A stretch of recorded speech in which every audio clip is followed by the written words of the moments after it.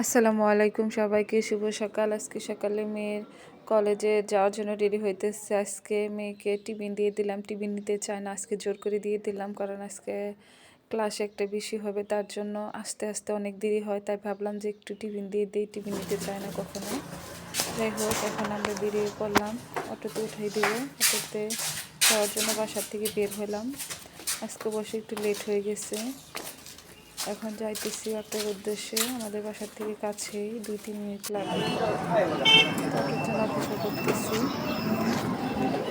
এখানে সব সময় অটো পাওয়া যায় না, ক্যান্টনমেন্টের ভিতরে গেলে স্টিকারওয়ালা অটো লাগে, সেই স্টিকারওয়ালার অটোর জন্য অপেক্ষা করতেছি। তো একটা এসে পড়ছি স্টিকারওয়ালা অটো, কারণ ক্যান্টনমেন্টের ভিতরে স্টিকার ছাড়া যেতে দেয় না কোনো অটোকে। একটা অটো পাইলাম, এখন উঠলো, আরও 2টা মেয়ে আসতেছে, সেই মেয়েগুলোও যাবে, ওদের মনে হয় আজকে লেট হয়ে গেছে।